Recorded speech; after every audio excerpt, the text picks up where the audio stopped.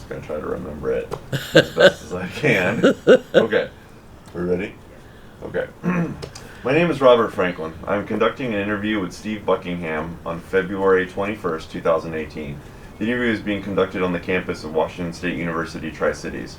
I will be talking with Steve about his experiences working specifically at the tea plant on the Hanford site. And for the record, Steve, could you state and spell your full legal name for us? It's John Stevens Buckingham, Buckingham.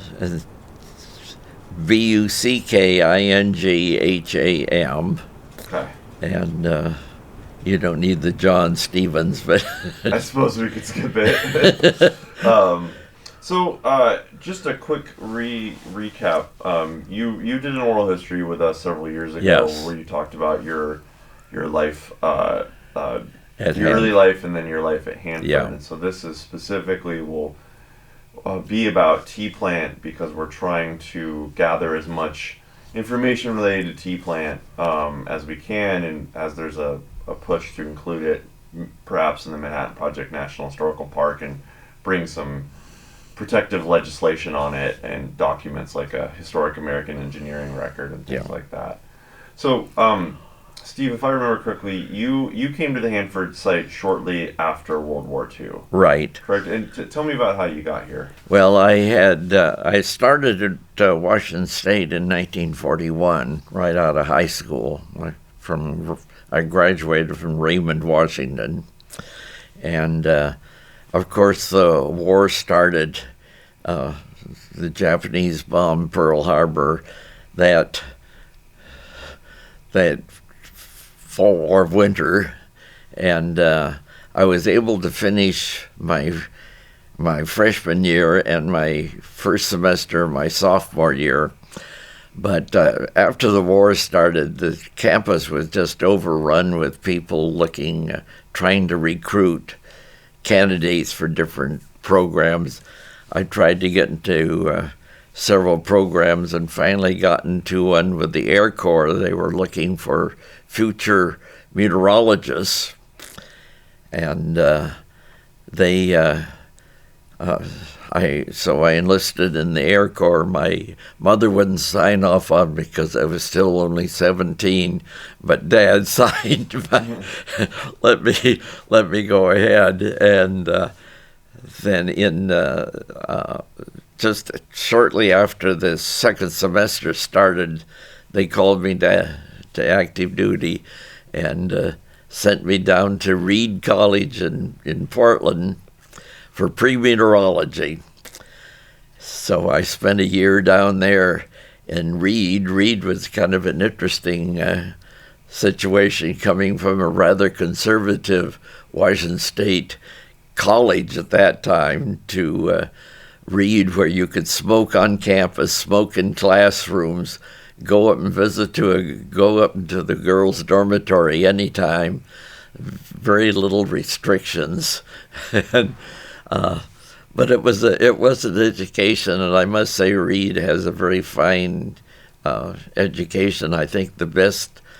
We took the standard classes we were taking. We took math, physics, some history classes, and some literature classes. I was there for a year. And then the Air Corps decided they didn't need any more meteorologists, so I applied to get into communications in the Air Corps. They sent me to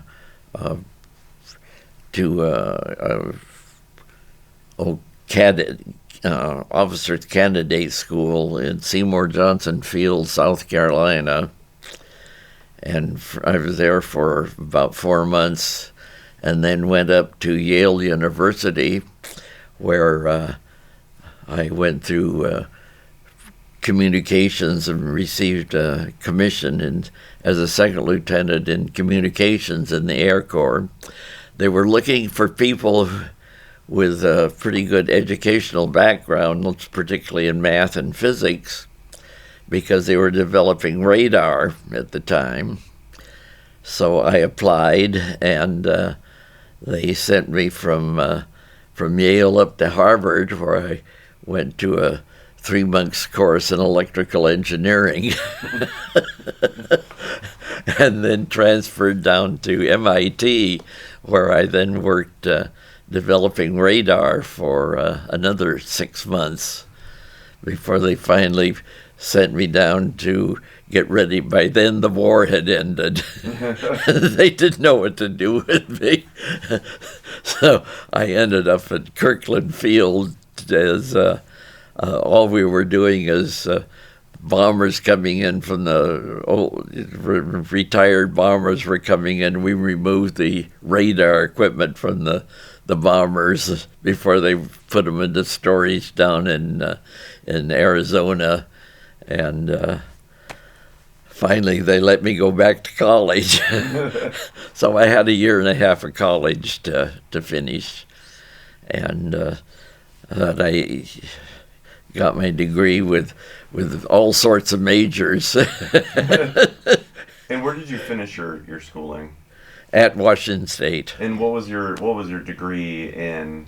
My degree was what they called general, but I had a major in math, I had a major in physics, I had a major in chemistry, and a major in English.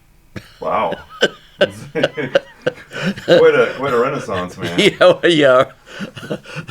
But it was fun. I was able to graduate in 1947. Okay, so kind of in that beginning of that GI boom. Yeah, the GIs were just starting to come back onto campus, and I got a job here in the analytical laboratory. They were developing the redox process. And what year did you come to Hanford? 1947. 1947. Yeah. And that was your first job was at the analytical lab. In analytical lab. The redox process was really kind of it was a new innovation into the technology, because it was a solvent extraction process where the old bismuth phosphate process, that was the original process developed from Seaborg's laboratory experiments, was kind of, well, they couldn't recover the when they irradiated the uranium in the reactors, they only made I think it was 4 grams of plutonium for every pound of uranium that went into that reactor. Yeah, that sounds about right.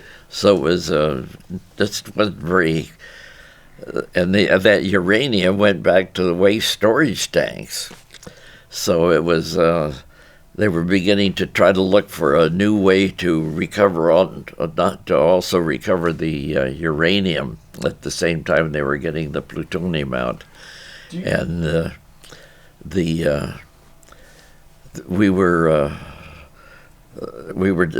engineers were working very hard on developing this redox process, and it was unfortunately they were using ammonium nitrate as a salting agent in the solvent extraction process when Texas City blew up. So, could you? I'm not familiar with that. Could you talk a little more about? They were using ammonium nitrate in the bismuth phosphate process. Yeah, that is what it's called, the salting agent, to help extract the uranium and the plutonium into this organic phase. The organic is a methyl isobutyl ketone, also that was the extractant, and they would. The whole theory of it was we could extract the plutonium and uranium into this organic phase, and then in the next step we could use it, change the valence of plutonium and separate the plutonium from the uranium, and it was a very good, clean process. It was really the one of the very early solvent extraction processes ever developed.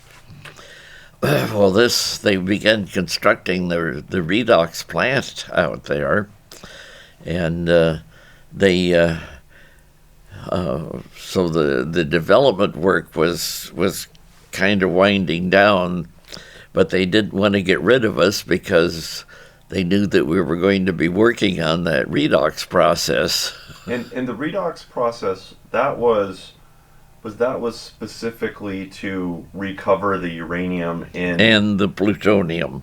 and the plutonium.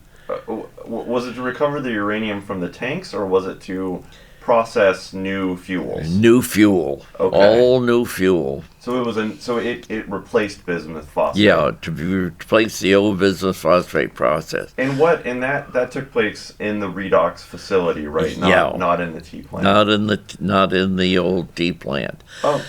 But they needed to put us someplace, so they sent several of us out to be in shift supervisors out at the both the T plant and the B plant, which were identical plants. Right. As well, and is the U plant also identical to? U plant was identical, but it was never used as a solvent extraction or as a facility for that. That came later. Right. I'd like to back up. So you mentioned this in ammonium nitrate that was used in bismuth phosphate. Was that also used in the redox process? That was the one that was used in the redox process. Oh, in the redox process. Redox process. Not in bismuth phosphate. No. You had mentioned Texas City explosion. Well, originally the salting is to help extract in the redox process to help extract the uranium and plutonium. They use what they call a salting agent. Right. This is just to help push it into the organic phase.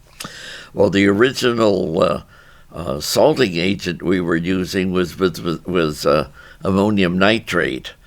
And ammonium nitrate used in gunpowder, and there was this rather horrible accident down in Texas City so they had to begin looking for a new salting agent at that time, and that's when they went from the ammonium nitrate to aluminum nitrate. Mm. Was aluminum nitrate more efficient, more stable, or both? Well, it was not explosive like ammonium nitrate. It was more stable, and it worked very well. So but there was quite a little bit of work redeveloping the necessity of using the aluminum nitrate. So there was about a year delay in the startup of the redox process. And that's when I was at T plant. Now, the T plant, it was kind of fun. We weren't real hard pressed because of the Cold War hadn't started yet. So it was kind of laid back. The people who worked out there, we were working. It was three shifts a day, 7 days a week. So it was. I was on C shift.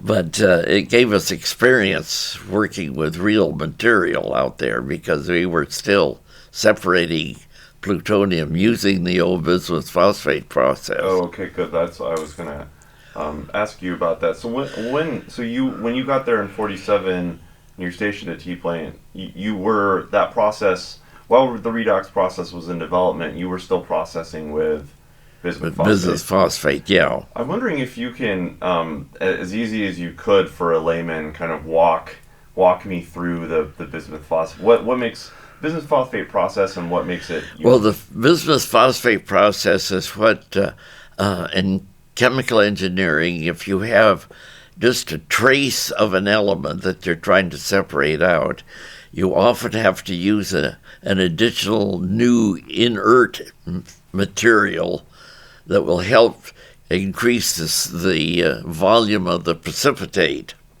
And the bismuth phosphate process, essentially what we were doing is we were precipitating plutonium phosphate, but there wasn't enough volume, so we added another element called bismuth that would increase the volume of the plutonium that precipitated. Then we'd have to do another precipitation to separate the plutonium out of with another precipitation process to precipitate only the plutonium. So first you would kind of bind the bismuth to the plutonium and then pull that out. Yeah. And then you take that much more refined, so you've stripped out the uranium and the transuranium. And then because if you could change the valence state of the plutonium, which wouldn't then precipitate. And how would you separate the bismuth from the plutonium? We would oxidize the plutonium to, let's see if I can remember. It was in the fourth state, in the first separation, where we were first separation. Then we would oxidize it, we reduce it to the 3 state, which wouldn't precipitate then in the next step. What are the states that you're talking about? You said from the 4 state to the 3 state. Well, that's the valence state. Okay. The oxidation state of the plutonium. Okay. Essentially, that's essentially the way the plutonium is separated from the uranium in all the separation processes. We change the valence of the plutonium from 4 to 3. And that refers to the position of the electrons. Yeah. Right? Okay. It's been a long time since I've had chemistry class. You'll have to excuse me. Yeah. You can imagine as a historian, it's been quite a while. Okay. But these terms are familiar to me. Okay, so what kind of equipment would you use to do this work? Well, in the bismuth, similar in both the original bismuth phosphate process. Of course, the fuel came up from the 100 area in the cast carts, and they were put into a dissolver. And in the dissolver, we would first have to remove the aluminum cans that the uranium was canned in the reactors, Mm-hmm. and then dissolve the mixture of uranium and plutonium with nitric acid, and this was usually done in several steps. And that's when the old brown fumes used to come pouring out of our stacks. Then after it's dissolved, we would then add this bismuth, dissolved bismuth nitrate to the dissolver fluid, and precipitate a mixture of bismuth phosphate and plutonium phosphate. The plutonium was then jetted out to the tank farms, and then we would redissolve that precipitate and change the oxidize or reduce the plutonium to the 3 state, which then wouldn't precipitate in the bismuth phosphate. We'd have to, I think there were, in the T plant there were 40 cells, and that meant 20 steps of going between the precipitating the plutonium down and precipitating just getting cleaning the plutonium up, and each step, of course, in the original dissolution, the uranium and a lot of the fission products were removed in that first precipitation step. The stuff like the transuranics and things. Yeah. So like the cesium, strontium. What other kinds of? Oh, fission there's products? just a whole pile of fission products were developed or formed in that those during their irradiation process.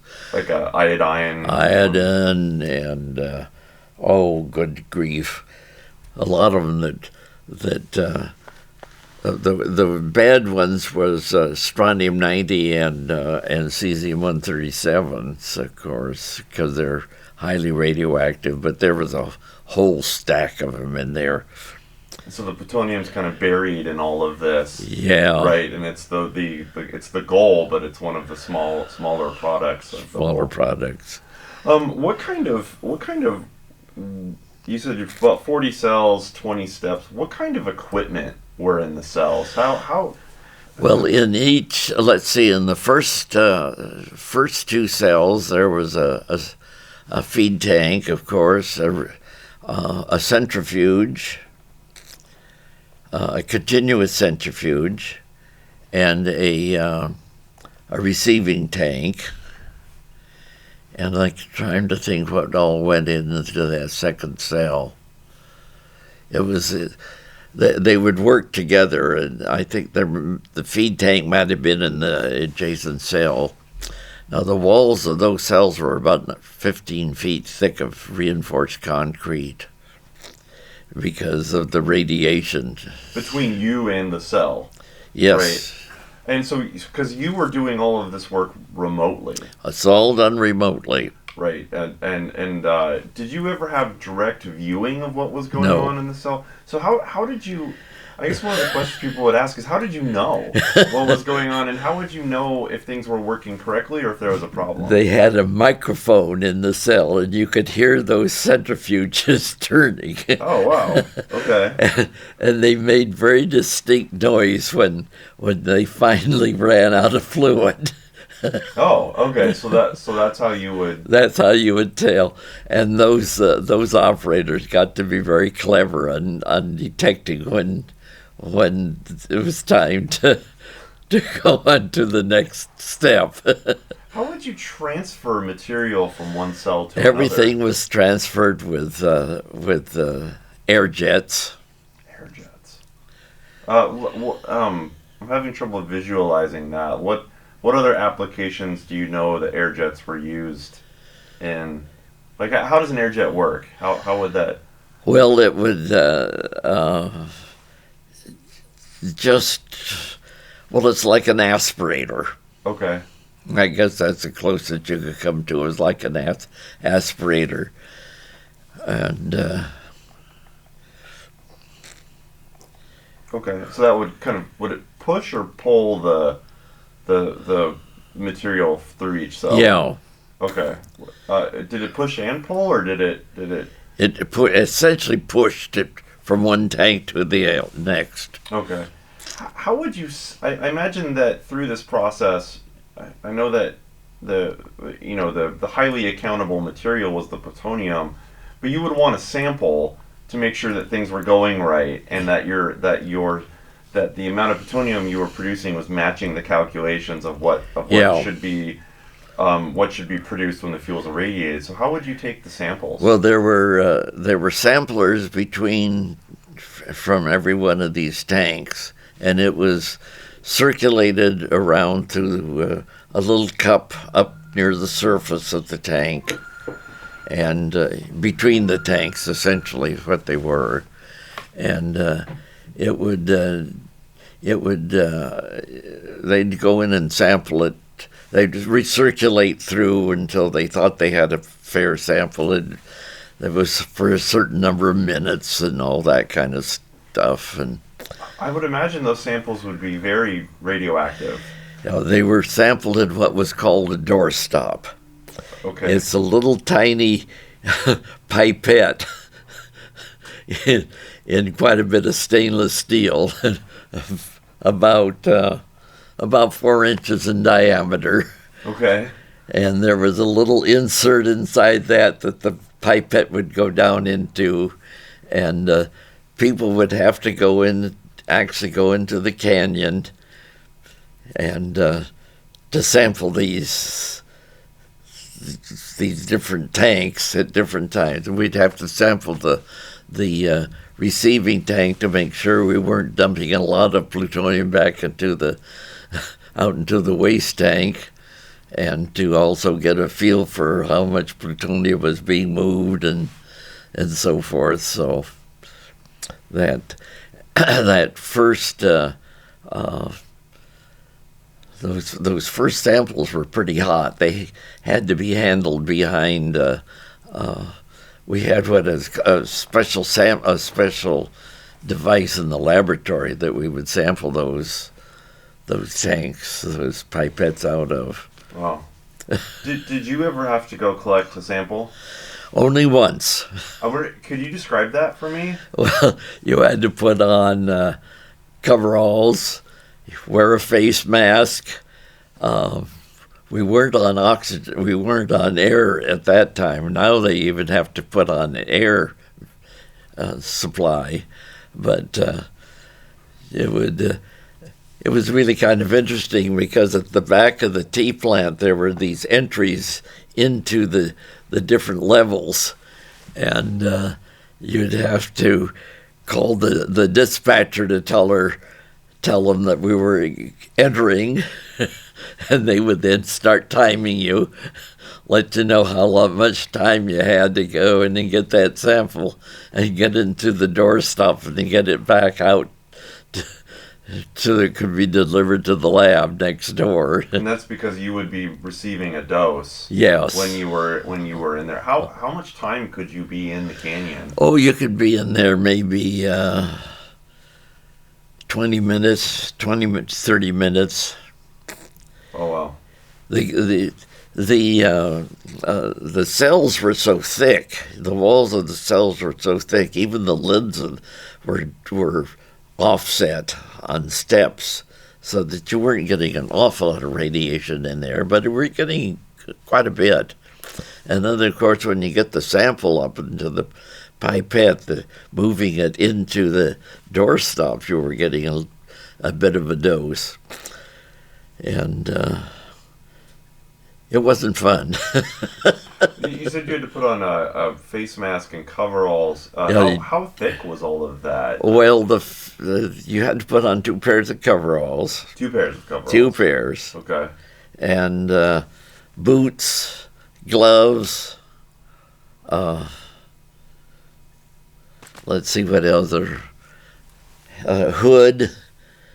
You were pretty thoroughly addressed. And then you had to be checked out, of course. There was always an RM person there making sure you didn't have anything on you when you came out. And RM stands for? Radiation monitor. Okay. Similar, is that what today would be called an HPT? Yeah. Okay. But was RM the standard terminology at the time? That was the terminology at the time. But same basic. Yeah. Same basic job. Okay.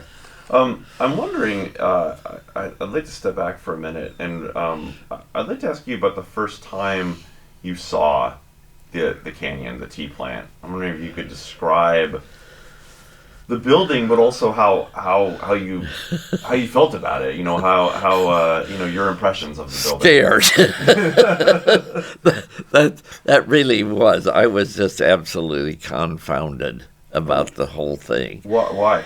Well, the building was 800 feet long, okay, about 30 feet wide, and a third of it was, or a good portion of it was below ground level. This was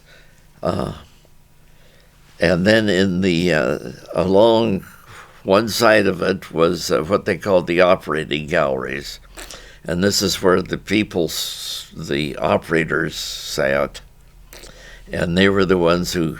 And there was also, as along in that gallery, where they have the tanks that they fed the new chemicals in for the separation process, and it was there's then a crane ran the whole length of the building, Right.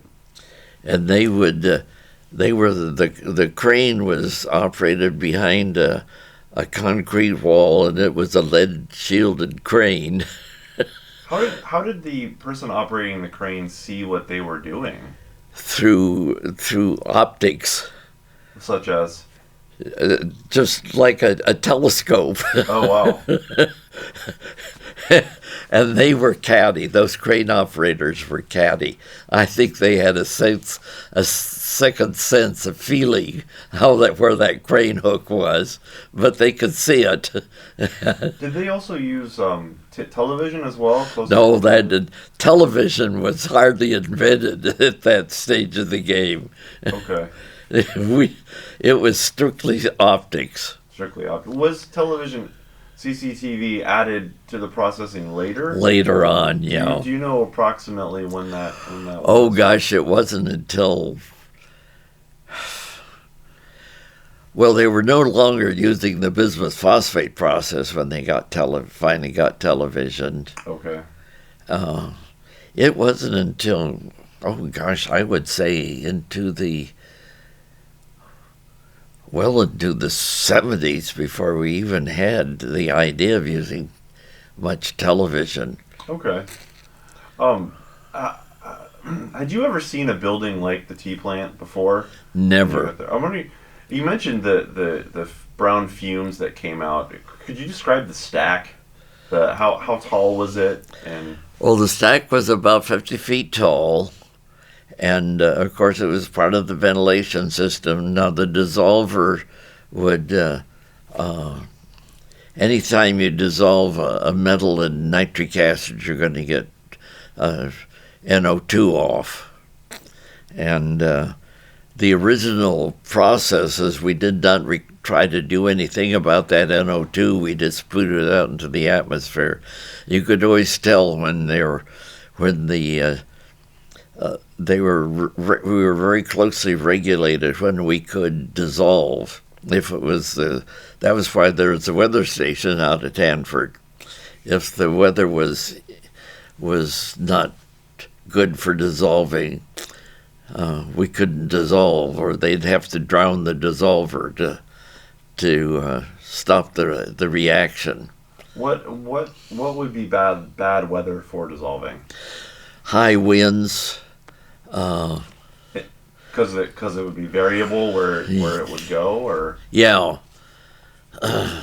They didn't want too much of that stuff to leave the Hanford project. And even after running out there for quite a number of years, there was this big ruckus about all the radiation that came from Hanford and causing downwind cancers and all that good stuff. And that's when they did that very extensive study of how the radiation went from Hanford. There was a row of samplers built for about 30 miles around Hanford to detect if they could detect anything coming from the radiation. And then also that's when we got into the redox process. They decided they would try to recover a lot of that nitric acid, so we put in absorbers so that the fumes weren't as brown coming out of the process after a few years. and they did a very extensive study of the atmospheric dispersion of stuff around, and it's gosh, there's so many studies on all that, and also down on the river, we had University of Washington had a fish hatchery where we were studying the effect of any. Well, it was started out the effect of the water through the reactors, how it was affecting the fish, and also they were beginning to study what's happening to the cooling waters and so forth. Were just put into cooling ponds. We had some pretty hot ducks out there at one time. But Hot how? radioactive. And how did they become radioactive? Well, we were tried very hard to not discharge anything to these surface ponds, but there were always leaks, and there were somehow or other radiation always managed to get into some of these ponds, and some of them became fairly grossly contaminated over the years. And also that's when they began looking at the amount of the effect of groundwater under the separation plants. And we knew more about what was going on underground than most people know about what's going on the surface. Right, because of the worry of contaminating the groundwater. Right? Yeah, they didn't want to contaminate the groundwater, and that was pretty important. Also, where's the groundwater going? They know it's going towards the river, and how long is it going to take? And certain radioisotopes were moving faster than others, which was a big concern. So we were doing a lot of studies on that, and I don't know. It's just amazing what the studies that were going on. And there was also a pretty good sized animal farm down there by F reactor, right? F factory, yeah, and. And also the hot desert, the hot poop out in the desert from the animals that had gotten some. The Cold War got started and through all this periods of time, and it was to get that plutonium out of here come hell or high water. Right. And we were running out of waste storage tanks, and we didn't have any. This is when we went through a procedure of trying to precipitate enough of the bad active radioisotopes in the waste storage tanks to be able to keep running, keep our space going. And some of these things didn't really work out too well, but we were making plutonium. Right. So some of what things didn't work out too well. Well, we were precipitating some of the higher radioactive isotopes in the tanks by adding let's see, what was it that we were adding? It would, gosh, I can't remember now. Oh dear. We went through so many different processes that it's kind of funny. Then we also went through the process of wanting to recover all that uranium that we had put out into those waste tanks. Right, I was gonna ask you about that. That was when we revamped the U plant. And that was specifically for recovering uranium. uranium. And I'm wondering if you could. I'd like to go back a little bit, and but end up there. But go back a little bit. I imagine when you came in '47, you worked with a lot of people that had worked at Hanford during the Manhattan Project, Yeah. right? How many people were still around from the Manhattan Project when you started? Oh, I would imagine maybe a couple of thousand. It wasn't, we didn't have a big crew here, but there were quite a few people here. And of course, DuPont had just left when we came. They left in January, and I came in June, Okay. July. And you worked for General Electric. Yeah, it was General Electric was the one who was running the facility at that time. And were any of your fellow engineers had any of them been around in the Manhattan Project? Yeah, most of the people we were working with had been here during DuPont. Uncle DuPont, they were very proud of Uncle DuPont. And we were actually still operating under DuPont procedures For the processes. for the processes. How long did you continue to operate under those procedures? Well, I think we must have operated under them for over 10 years. Oh wow.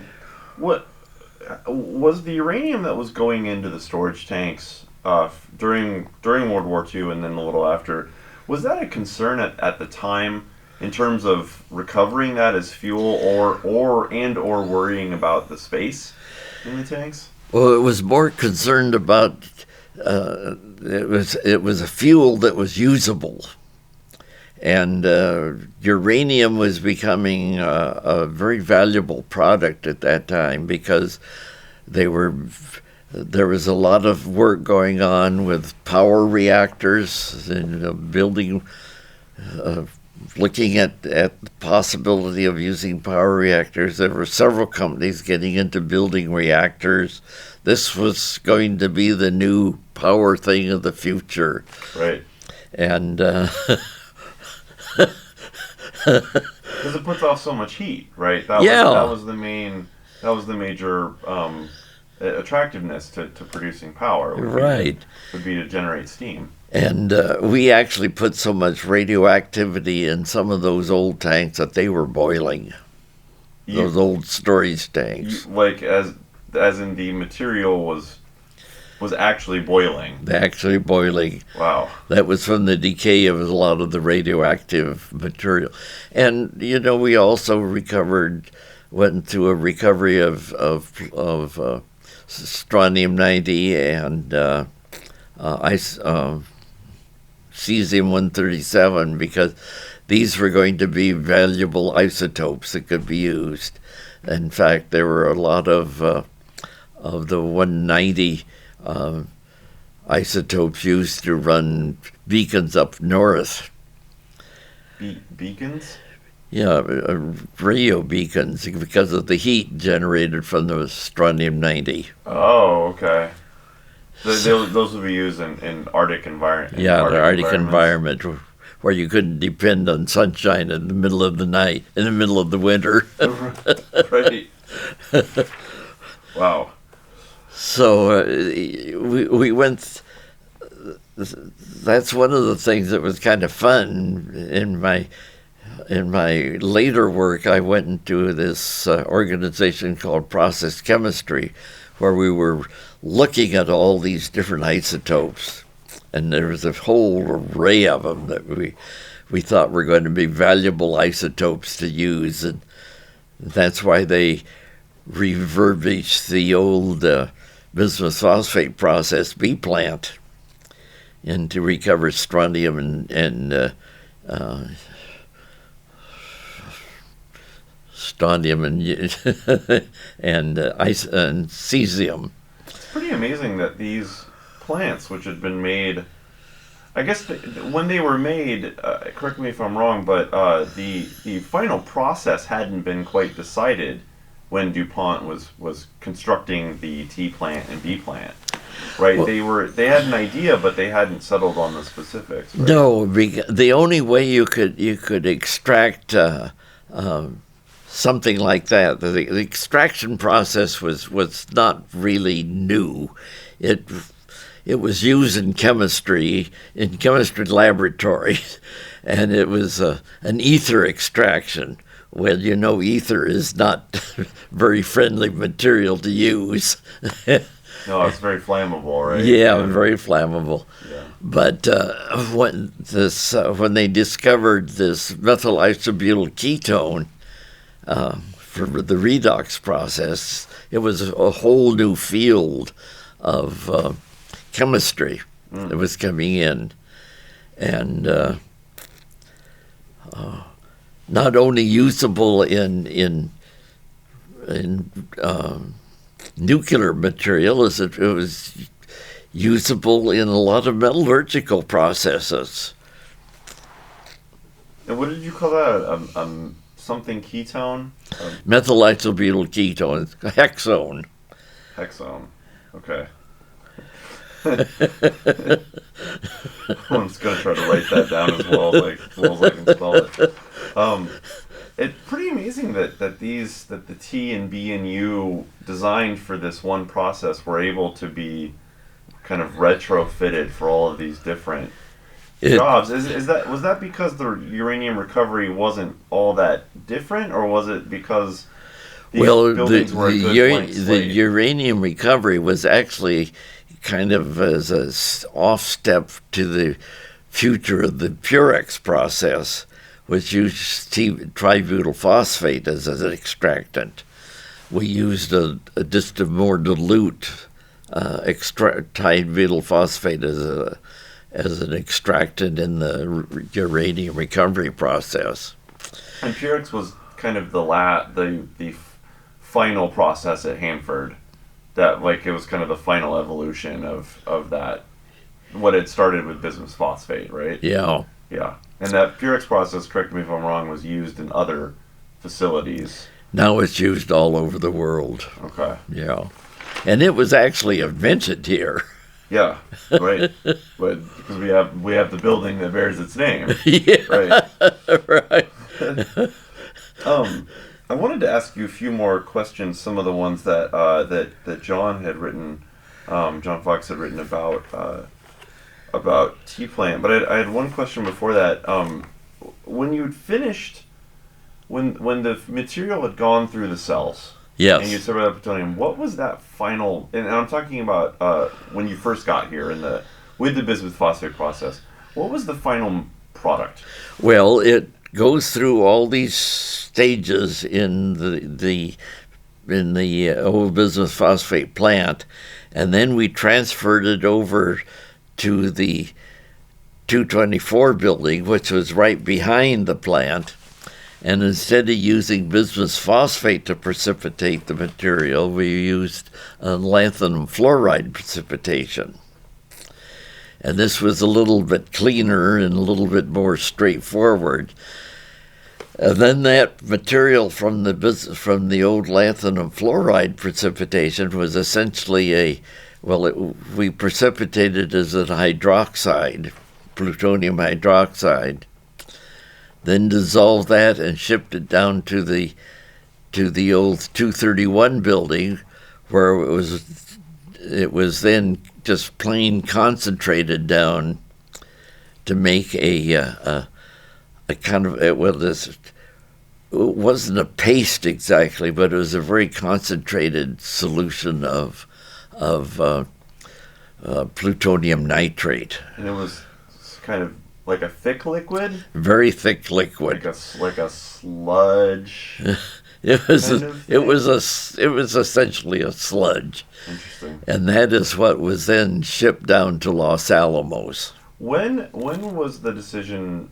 When did we switch from shipping the semi-liquid to the solid, to the puck or the powder form? Well, it was the plant down at Los Alamos was undersized, and they needed a bigger plant to make a solid form, and that's when they began building the Dash 5 plant. And good grief, that started in Seemed to me like that started in the 50s. Okay. So I want to go to some of John's questions, and I'll kind of try to skip them if I think we've already talked about them. But, Sure. How long did it take to run a batch through the T-plant canyon? Oh, it took maybe a week. Okay. That's all. Just one. About a week, yeah. So it was shorter than the time it took to irradiate the fuel in the reactor. Right. And is that why why T-plant could handle the material from the 3 reactors? Because I remember they built the 3 reactors in the Manhattan Project and then built 3 identical canyons. Yeah. But only T-plant ran the bismuth phosphate process, correct? No, T and B plant. T, O, and B. Okay. Yeah, the two plants. They didn't need U plant. Okay, it was U-plant they didn't need. Yeah. Because it took about what was it, like 30 days to run fuel through the reactor, 30 to 90? Yeah, I think they were in the reactor 30 days. And then cooling time. A little bit of cooling time, but we were able to, the 2 B and T plant were able to handle all the output from the 3 original reactors. But then we began building more reactors. What reactors were what reactors were at Hanford when you first got to the site? B, D, and F. And then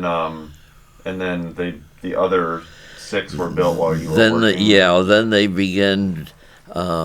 They began to rebuild a replacement for B.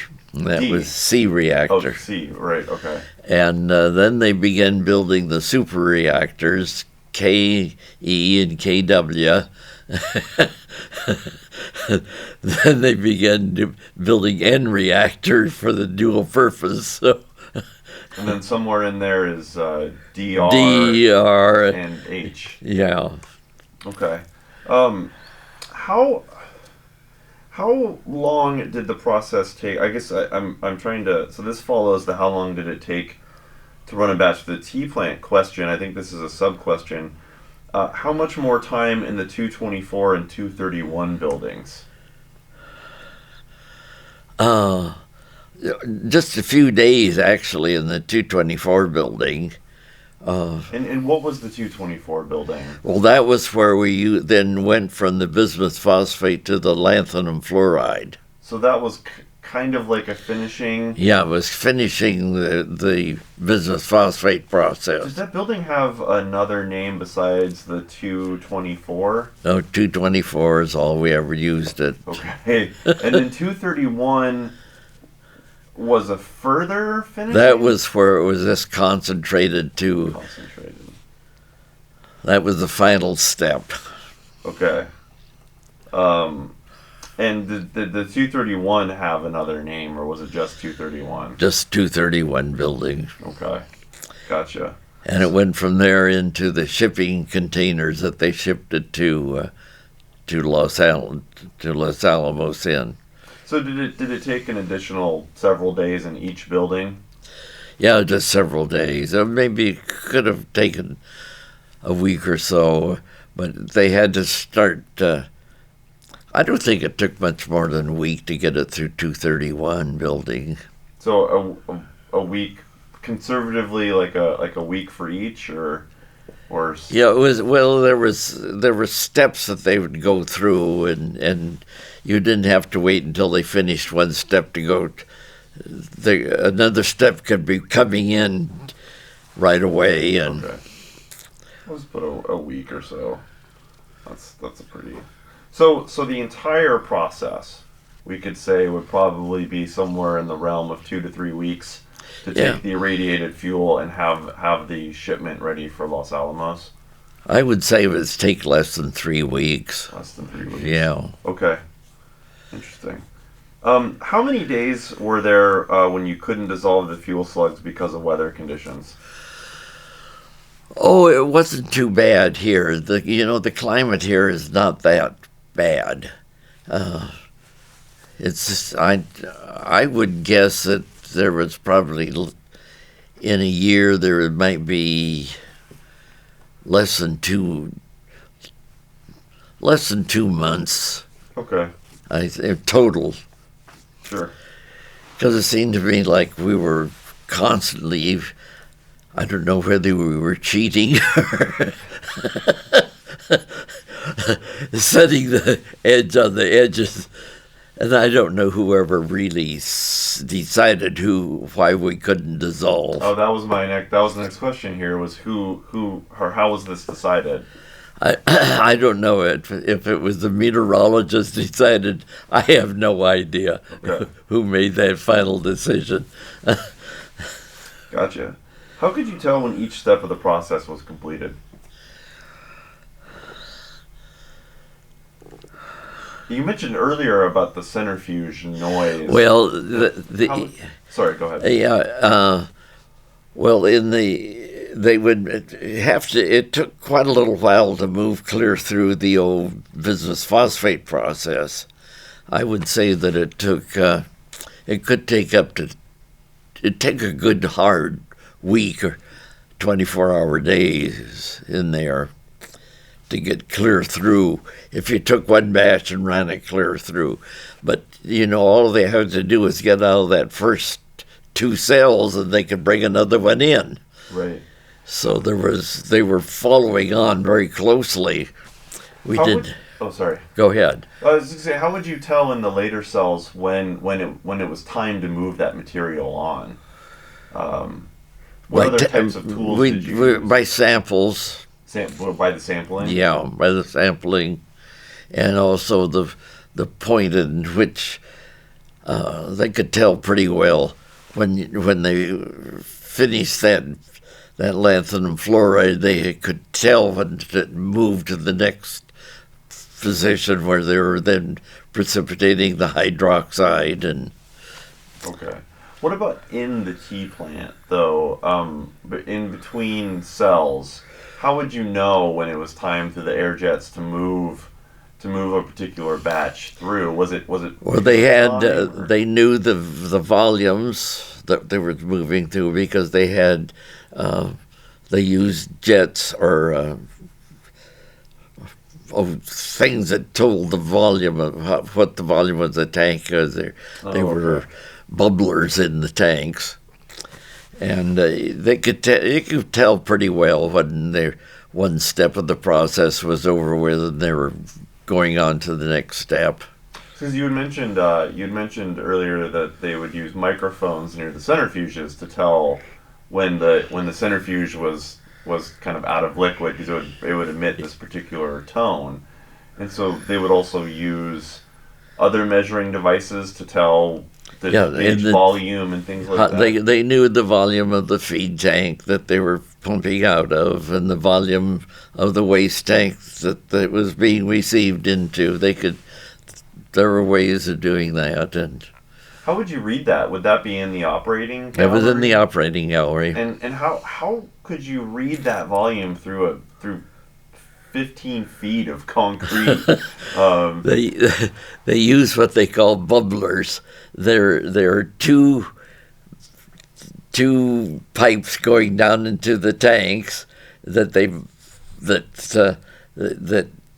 they could measure by the air pressure going in what the reading was on the that all showed out on a chart up in the operating gallery. Oh, okay. So would it be the pressure of the air going into the tank would tell you the volume you could get? You could get the I see.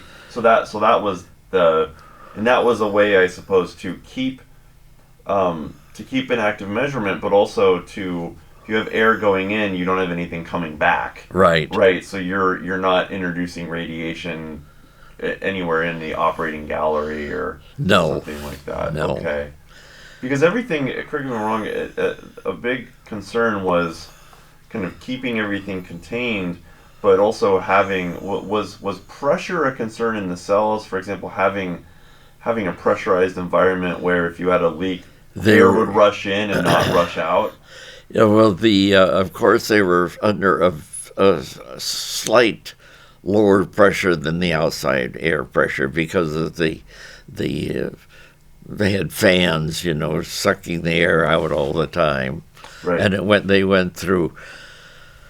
Well, later on we had a pretty good filtering system. Before they were just using, they had just pits with fiberglass. And later on, they had like HEPA filters. Yeah, went to better filters and. Interesting. Okay. How reliable was the instrumentation? I would say it was very reliable because they were using just standard equipment that was used in all sorts of industry around the world. How did the introduction? This is my own question. I don't know if it's going to fit here, but how did the introduction of transistors and things change the layout of the operating gallery? I imagine that would have changed some of the components used. I can't remember that it actually changed it very much. We would get a little bit better instrumentation coming in, and was there any special instrumentation design built for this process? I don't think so. I think we just used standard equipment that was used in any, like in the oil industry. It's just standard. Sure.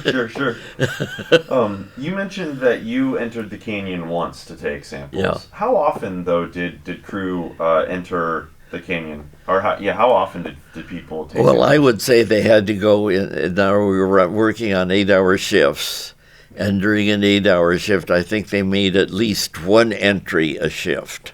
Okay, one entry. But it could have been a few more than that, depending on our pressure of getting something out.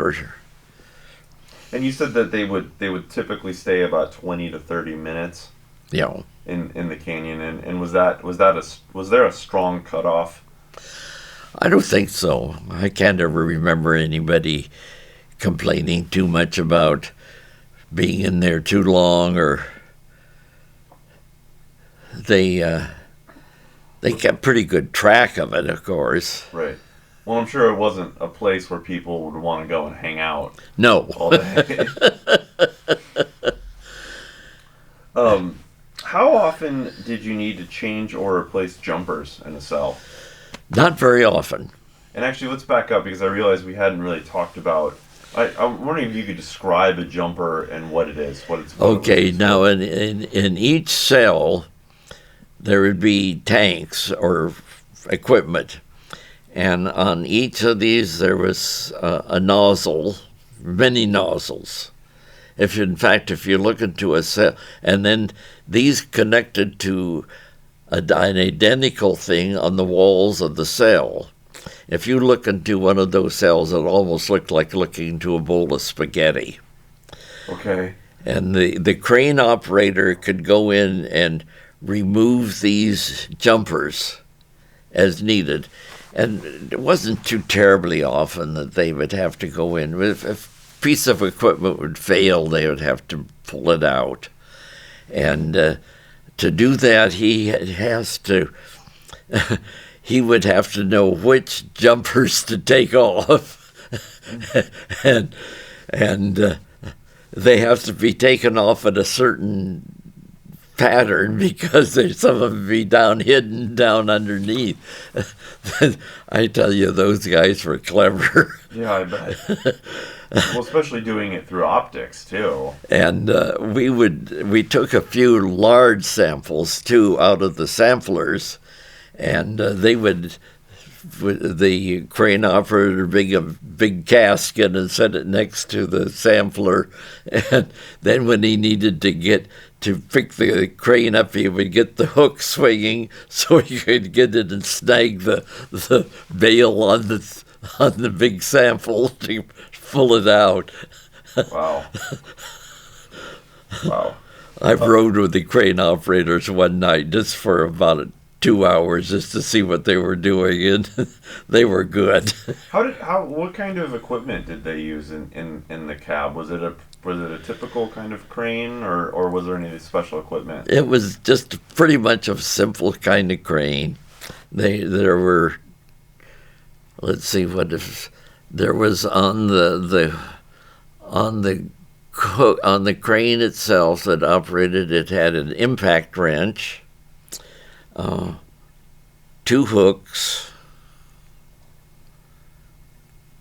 and I can't think of anything else that they had in it.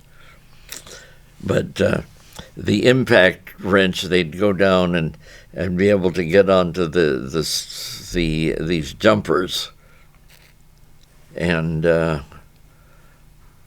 be able to, that was the way they got these when they had to replace anything. And it was really a rather unique situation. So in some ways, the jumpers were kind of like the piping between the cells, or kind of like They were like piping between the cells. All the electricity, all the instrumentation, everything had to come through those jumpers. But the what was being treated didn't go through the jumpers, right? No. That went through the. Well, if it was going from one cell to the next cell, it had to go through one of the jumpers. Oh, okay, so the jumpers were kind of like dual purpose, that they carried. Yeah. They carried the, like you said, the electrical cables and things like that, but then other jumpers would also carry liquids through. Yeah. Would they carry just the precipitating agents, or would they carry the fuel, the irradiated stuff? Okay. Everything. So you would really need to know which jumper was carrying what. Yes. Were they clearly marked as to yes. which were hot or like wet and dry? Well, jumpers? Not particularly hot, wet, and dry, but you knew what jumper did what. Okay, it was pretty clear to the operator, which okay, gotcha. And how long would it take to change or replace a jumper in a cell? Oh, I would say they could do it about, I would say within half an hour they could do it, or a half an hour to an hour. They could do a lot of changing out in a cell, depending on how complicated the equipment was and had to be moved at that time. Yeah. Okay. Did you dispose of contaminated jumpers? They would be put into a burial box. Describe a burial box. Well, as I recall, they were usually, depending on if it was a very radioactive jumper, for example, they would try to put it into a coffin-like container, but it has to be something that they can pick up and move out of that canyon. So It can't be too awkward. As I recall, it seemed like just a lot of them were plywood. Oh, wow. Depending on how much radiation. Of course, they could be flushed out in the... And where would that be stored? Where would it be buried? Out in the burial ground. Okay. What was the burial ground like when you started at Hanford? I imagine it's probably different from the burial ground today. I don't think so. I think they were the same. They're out there near the separation plants. They were just big trenches, and they would, depending on what was being disposed of, and some of them they actually brought them in on rail cars, built a siding out there, pull the failed equipment in as close as they could get it to the pit, and then use bulldozers or something to pull it over into the pit, then start backfilling it. Okay. You stayed out of the you stayed out of the area when it was being done. Yeah, I bet. Did any items removed from the cell contaminate the canyon floor? Yes, but that was always something that they tried not to do that, of course. What would happen? What would the procedure be Well, if then they something- had to, if there was any contamination that got out of the cell itself, it had to be cleaned up. How would it be cleaned? Oh, could be sprayed down with water or acid or something, flushed down. I can't remember any time that there was anything seriously lost out of any of the cells, but it could have happened. Okay. Who kept track of the amount of product so you could tell if the yield was within acceptable limits? There was a bunch of people down in headquarters that did that. I don't have any idea who did keep a track of it. The engineers didn't. Okay. But I'm sure you furnished your sample results, or were the sample results, when you took samples, were those used to determine the amounts of because I imagine that would be a primary concern, right? Would be that the proper amount of plutonium was making it through the process. That would, because they would, for each fuel element, right? You would get so much plutonium out of that, so you would want to recover as close to 100% as you as could. Much as we could, right? And I don't know who kept track of all that stuff. There was it went into the operating offices up and and there was somebody in there that did something with it. Okay. Were there any unusual incidents worth mentioning while you worked there?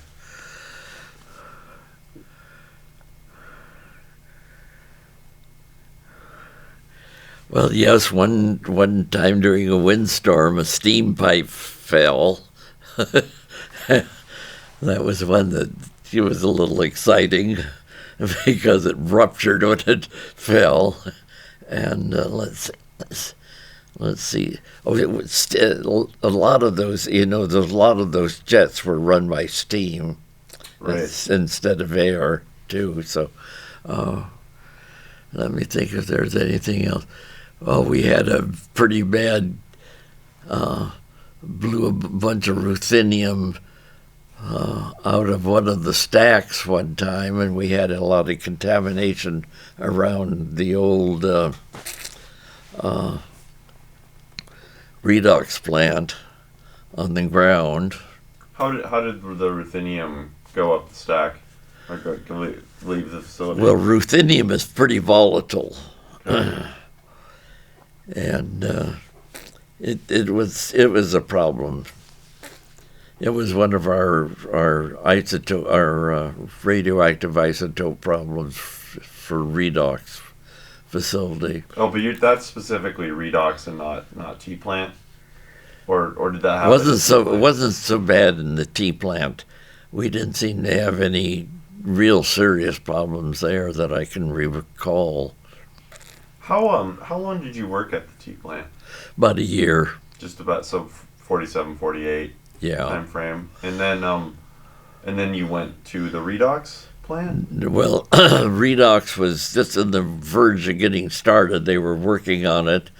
Then I went down and just worked in the 300 area in what they call the standards lab for about a year.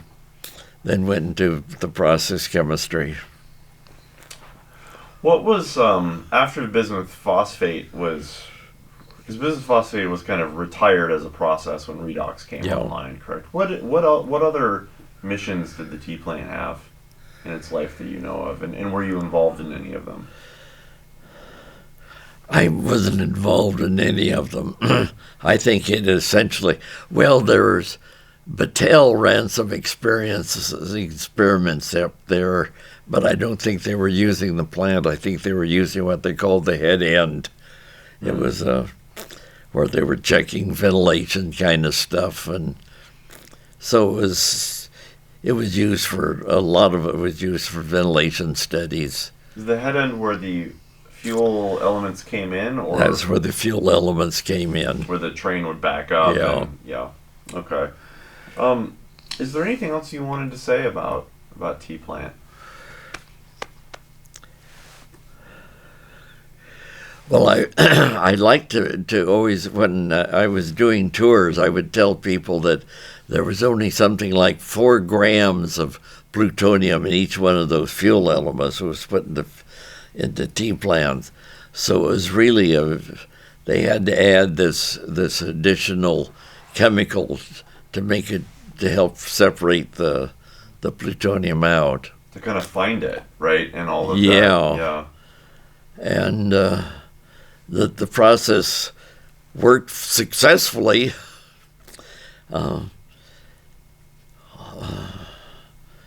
Also, when you stop to think of all that engineering that went into that scale up is really kind of mind-boggling. Because we just didn't really know how things were going to go. Oh, sorry. I think that the mere fact they were able to do it is Would you consider it comparable to the engineering feat of building the B reactor? Because is there a comparison there? Because there had been a small graphite reactor that was scaled up to be the B, and is the same kind of true with T? There was this laboratory process that was proven but had not been done on that scale. Is that a comparable? That's comparable. Yeah, they didn't. I don't even think they had a laboratory at Oak Ridge that they were doing anything with this scale on. Is the T plant kind of the same? What's the word I'm looking for? Kind of the same thing to chemical engineering as B is to nuclear reactors. Yeah. Like a real would you say it's a milestone? I think it was a milestone. Because there was almost every chemical process you can think of is being used in it. Right, and it played this really crucial role in this process, right? Because it feels like the reactors are kind of, they get a lot of the coverage, but this chemical separations process is crucial to. Well, good heavens, yes! We had to get that plutonium out of that element somehow or other. You just don't go in and pick it out with a pair of pliers. Right. Well, is there anything else that you wanted to add about T-Plan or reflections on your year spent at the T-Plant? Well, mine were really pretty minimal, and being just in the laboratory out there doing the analytical work, it was an experience. It was the first time that I will say that I was using some of my experience that I received in analytical chemistry at good old Washington State College. In fact, I went over to visit one time, and I mentioned it to my analytical professor. I told him. He said, "Now I understand how you were such a stinker in the lab of having things well organized and in place." You hadn't quite appreciated it at the time, right? Yeah, because we were using you couldn't use a large sample. you had to use, we were using very small samples for everything because they were so damned radioactive. Right. So you really had to have everything calibrated properly You and properly, well organized. and you were very careful with everything. You had to have a neat desk, a neat bench to get anything done. And it was an experience. Great. Well, Steve, thank you so much for coming in, and I know it was kind of only a short period of your work at Hanford, but thank you for going into such detail. It's really important to capture this information, um, and make the case for preserving the tea plant. Well, I feel like there's so many little odds and ends that are just being forgotten that that I'm really proud that of the work that we've done here over the years. It's just, to me, it's just something that's unbelievable in science. Right. Yeah. Well, testing out all of these new, processes And the other scientific work that was being done here on the radiation and the movement of radioactive neutrides around and everything. Gosh, we did a lot of interesting things. We had wells dug out there by the uh,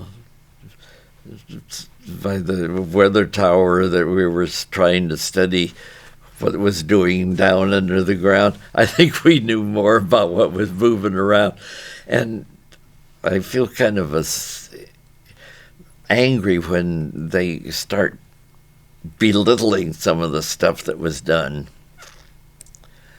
It's it just in the whole study of the environment that we've done around here is, to me, is unbelievable. Is the work that they have been produced, and the transportation of radionuclides into plants, and that's still going on. And Right. Well, Steve, thank you so much for coming and talking to us about tea plant. my pleasure. I think I kind of jumbled a lot of stuff No, around. I think I understand this. I think I understand what was going on there finally a little bit better than because I tried reading the documentation, and it's a little. I appreciate you putting it in a simpler form that even a historian can understand.